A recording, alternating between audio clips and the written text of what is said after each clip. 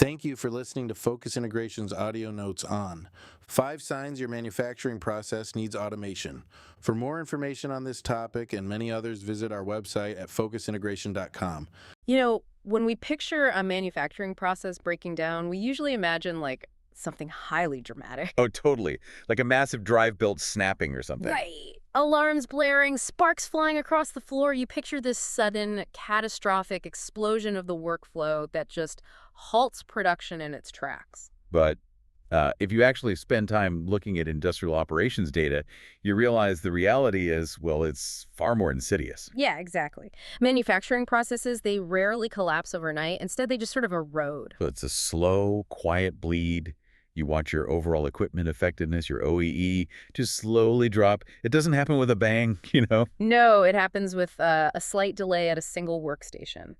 Or maybe a tiny undocumented workaround by an operator just to keep a machine running. Right. And before long, that temporary workaround becomes your standard operating procedure. And suddenly you're looking at your yield rates and you realize your entire operation is limping. So today we're taking a deep dive into exactly that. We're looking at a fantastic source document titled 5 Signs Your Manufacturing Process Needs Automation. Which is such an important topic for anyone running a floor right now. It really is. The mission today is to unpack the underlying structural warning signs that your operation is eroding. We want to help you, whether you're a plant manager trying to squeeze more margin out of a legacy facility or an operations leader looking at capacity planning. Understand when your system has completely outgrown its human constraints. Yeah, and what's fascinating here is that the very problems leadership teams often dismiss as normal manufacturing friction, scheduling headaches or a high scrap rate on Tuesdays, are actually glaring red flashing lights. Yeah, they're warning signs. Exactly. Automation is frequently viewed from the outside as this massive, scary, futuristic leap. But structurally, it's really just the logical next step for growth. It's not a sales pitch. It's an operational necessity when your manual processes hit a wall. So let's jump right into the most immediate friction point you hit when that erosion starts, and that is output bottlenecks. The capacity ceiling. Right. When a process begins to degrade, the very first thing you feel on the floor is that you simply cannot get enough product up the door to meet your demand. You're just capped. And the intuitive response there, the trap a lot of management teams fall into, is brute force hiring. Oh, sure. You look at a spreadsheet and say, well, we need 20% more product, so we'll just increase headcount on the line by 20%. Right, which assumes this perfectly linear relationship between labor and output. I mean, it treats human beings like fixed variables in a math equation. But I'm going to push back on that for a second because on a theoretical level, it sort of makes sense, right? Let's look at a highway. If you have a massive traffic jam every morning, the seemingly obvious solution to increase throughput is just to build more lanes. Sure. You build more lanes, more cars get through. So why isn't hiring just, adding more lanes to your production highway? Well, because adding lanes gets more cars onto the highway, sure. But if the off-ramp is still only one lane, you haven't actually fixed the traffic bottleneck. Oh, wow. Yeah. You've really just moved the parking lot closer to the exit. I mean, hiring more people to feed a process that has fundamental limitations, it just means you end up with a massive pile of work-in-progress inventory sitting on the floor. So you're just scaling the chaos. Exactly. When you tie your production capacity purely to headcount, you eventually hit absolute constraints that you literally cannot hire your way out of. Because the onboarding itself becomes a bottleneck, right? Precisely. You can't train people fast enough to meet sudden spikes in demand without pulling your senior operators off the line to do the training. Which obviously drags down your experienced workers' efficiency. Right. And then to make up for that shortfall, you start relying on perpetual overtime. And overtime leads to fatigue. Fatigue leads to wild swings in your cycle times. And suddenly your morning shift is producing like 15% more than your night shift. Exactly. It's Yeah. totally unpredictable. So if your growth is capped by your hiring pipeline, you are misdiagnosing the illness. It's not really a staffing issue, is it? It's a scalability problem. That's the structural leap you have to make. You have to move from scaling by adding labor to scaling by increasing system capacity through predictability. Right. A well-integrated automated system, it runs continuously. It maintains consistent cycle times, regardless of the shift, which levels out all that variable throughput. Which brings us to a really critical downstream effect. If you can't scale your labor effectively, you have to ask, why is there a labor bottleneck in the first place? You have to look at the specific workstations holding up the line. Yeah, and the source material points heavily toward roles suffering from a revolving door of high turnover. We're talking about positions like palletizing, material handling, constant machine tending. Right. Jobs that require an operator to perform the exact same physical motion. Picking up a blank, loading it into a press, hitting a button, removing the finished part hundreds, maybe thousands of times per shift. But wait, automation requires a massive capital expenditure. Hiring a new operator at an hourly wage is just, a standard operational cost. Even if they quit after 6 months, isn't it still technically cheaper to just keep cycling through entry-level labor than to drop $500,000 on a robotic cell? Well, that assumes the only cost of turnover is the hourly wage, which is a huge mistake. Right, there are hidden costs. Staggering hidden costs. Every time a worker leaves, you lose the institutional knowledge they developed. You trigger a new hiring campaign, which costs HR time. You have the onboarding costs. Oh, sure. But the biggest hit is the drop in overall equipment effectiveness during the ramp-up period of that new hire. A novice operator will just naturally run a machine slower, they'll cause more microstoppages, and they'll generate way more scrap. So it's a constant tax on your operational efficiency. Exactly. Instead of asking, who can we hire to do this faster? Leadership needs to start asking, should a human being be doing this at all? Here's where it gets really interesting, actually. Think about your capital equipment for a second.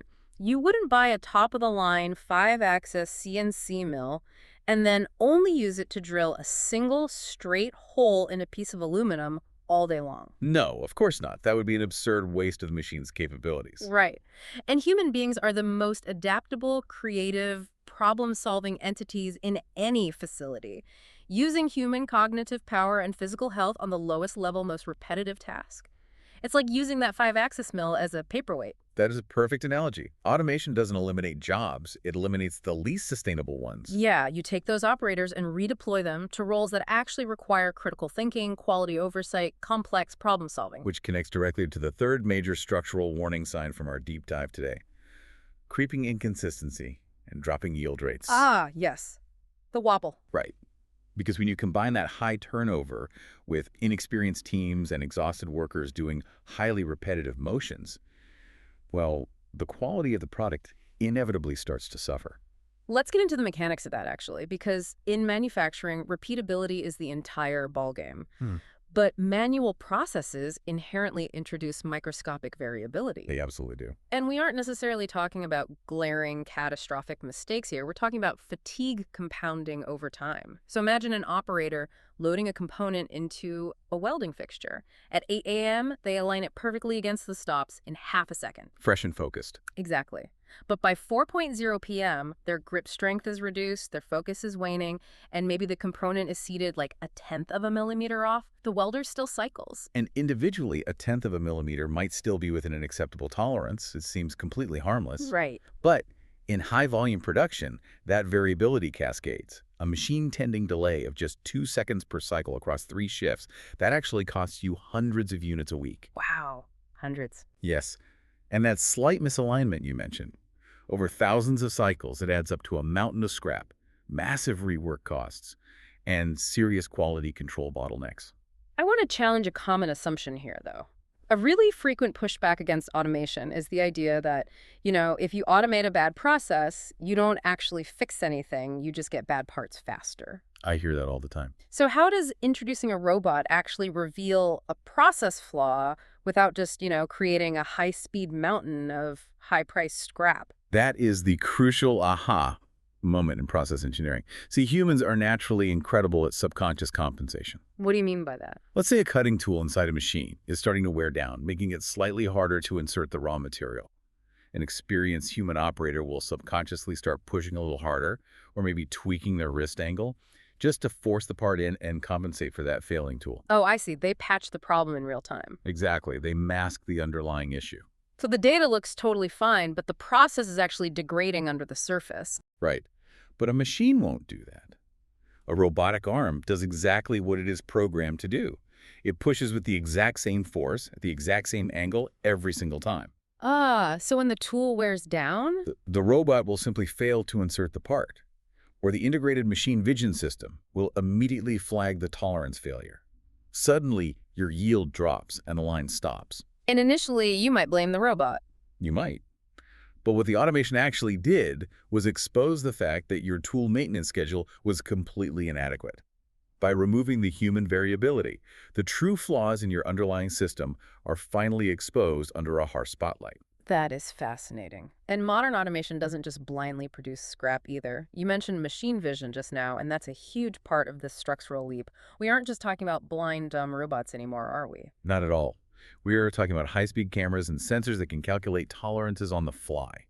They inspect every single part in milliseconds. Right, rejecting the bad ones before they move downstream and add value to what is already a defective component. Which ensures that you are only ever spending energy processing good parts. Now, that human compensation you just walked us through, the tweaking, the reaching, the stretching to make up for a flawed process, that actually leads directly into our fourth warning sign from the source document. The safety risks. Yes, the most dangerous breaking point on the floor, operator safety and injury. Because when operators are fatigued and they're constantly adapting their physical movements to a wobbly process, they start taking ergonomic risks. They reach too far. They lift awkwardly. Yeah, and safety is not just some HR compliance checkbox. It is a fundamental structural risk to the business. We're talking about repetitive strain injuries, dangerous interactions with heavy machinery, exposure to high heat or hazardous fumes. And you can give a worker all the personal protective equipment on the market. You can mandate weekly safety briefings, but you're only managing the risk. You're just putting guardrails around a cliff edge. Well put. You aren't eliminating the hazard. Right. And over time, managed risks always compound into actual incidents. Workplace injuries spike, insurance premiums skyrocket, and the downtime required for investigations. It just halts production entirely. So automation is the mechanism to physically remove the human being from the most dangerous parts of the process. Exactly. Robots don't get tired. They don't lose focus. But practically speaking, how does that work? A lot of facilities I've seen, they just don't have the floor space to install massive industrial robots surrounded by those giant safety cages. Well, that's where the technology has fundamentally shifted in recent years. We're seeing massive adoption of collaborative robots, or cobots. Cobots, right? Yeah. Unlike traditional industrial robots that have to be isolated behind steel fences because they'll basically swing blindly through anything in their path, cobots are designed with force-limiting sensors. Oh, so if they bump into a human... They can instantly stop safely. Wow. So they can truly work side by side with an operator on the floor. Exactly. The cobot takes over the heavy lifting, the dangerous payload transfer, or maybe the high heat exposure. Meanwhile, the human operator stays in the loop right next to it, handling the complex visual inspection or the intricate final assembly that a machine really struggles with. That's incredible. You eliminate the ergonomic strain entirely while maximizing the human's cognitive value. It creates a genuinely sustainable workplace. Think about your own operations for a second. If you're noticing that near misses on your floor are creeping up, you know, those moments where everyone takes a sharp breath because someone almost got caught in a press, the source material says this isn't just a warning. It is a screaming indicator that your system is overloaded. It's a call to action. Right. And by automating those high-risk tasks, you dramatically improve morale. Retention improves because the team feels physically protected. It all connects back to fixing that revolving door of turnover we discussed earlier. It really is an entirely interconnected web, which brings us to the fifth and final sign. And this is the macroeconomic consequence of everything we've discussed so far. The ultimate cost. Yeah. When your output is artificially capped by headcount limits, when turnover is bleeding your OEE, when microscopic variability is driving up scrap and safety risks are slowing down your cycles, well, the ultimate impact hits your bottom line. You start missing delivery windows. You enter what is known as catch-up mode. The market actually wants what you're making. The demand is there. But your lead times have become completely uncompetitive. Right. A major client asks for a turnaround time, and you have to look at your manual process and admit you just can't hit it without breaking the system. You end up having to turn down lucrative contracts. And every single one of those missed opportunities is lost revenue. It's lost market share. It's potentially a lost long-term relationship with a customer who takes their business to a competitor who can deliver on time. And if we look at the modern manufacturing landscape, speed and supply chain responsiveness are really the ultimate differentiators now, aren't they? Absolutely. It is no longer just about who can produce the item at the lowest cost.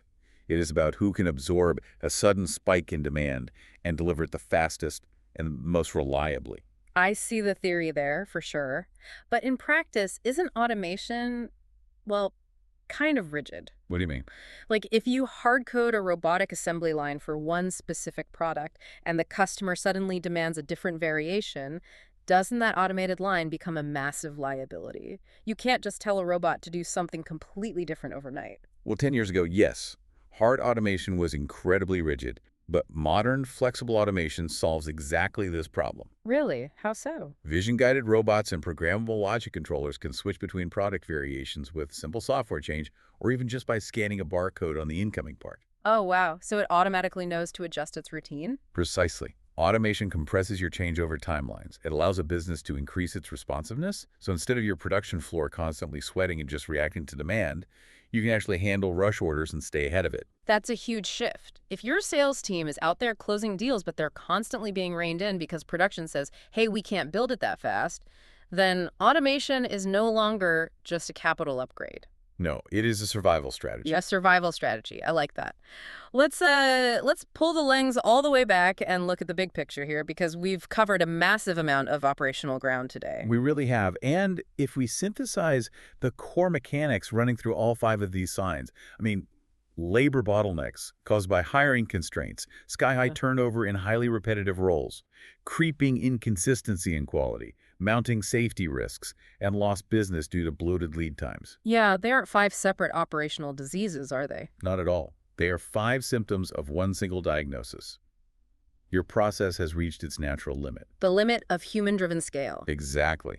Automation isn't about chasing some shiny tech trend or replacing people for the sake of it. It's about removing the artificial limitations that are actively preventing your business from growing. It's about standardizing the mundane so you can scale without the chaos. Scaling without chaos. That's the perfect way to phrase it. Ultimately, this is a story about taking control of your floor. It's about stepping back and intentionally engineering a system that works by default, a system that doesn't require heroic, exhausting human effort or operators constantly tweaking and compensating for bad setups every single day just to meet the baseline quota. You are elevating the human workforce to oversee the process rather than forcing them to be the process. Yes, and that raises an important question to leave you, the listener, with today, building on this reality of operational growth. We want you to mentally audit your own processes for a second. Think about the absolute most frustrating, bottlenecked, chaotic process in your facility right now. The one that destroys your OEE and keeps you up at night. We all have one. We do. Ask yourself, is that actually a problem that you need to solve with better HR strategies and more management oversight? Or is it simply a mechanical process that has successfully, finally outgrown its human constraints? And what could your workforce achieve tomorrow if they never, ever had to do that specific repetitive task again? It's a really powerful framework to evaluate your operations. It really is. Because remember, systems rarely fail in a dramatic explosion. They erode quietly, cycle by cycle, until the old way of doing things simply cannot keep up. Don't wait for the explosion to realize the erosion has already compromised your floor. Take a hard look at those 5 signs. Absolutely. Thanks for joining us on this deep dive, and keep questioning those operational norms. We'll catch you next time. We hear from a lot of companies that their throughput is hurt by labor shortages, reliability, and safety at the end-of-line palletizing. Focus designed the Cube palletizing cell to solve these problems for companies that need automation without anxiety that comes with it. Your team should not have to become robotics experts to support a palletizer. The Cube arrives turnkey and is up and running, and your staff is trained in a single day. The system is designed for people who actually use it. Deployment is straightforward, operation is simple, reliability is high. The Focus operating system is key to this. If you can use a tablet or a cell phone, you can use FOS. Feedback is visual, faults are explained, and setup requires no code right from the HMI, removing operational obstacles. Remote support from our engineers provide the confidence your team deserves. Focus Lens gives insight to production data, system status, and the ability to view and print shift reports provides visibility to management. Together, these tools provide an easy operational experience, keeping your line running smoothly around the clock. The Cube is designed and assembled right here in Detroit. This is what low-risk automation actually looks like.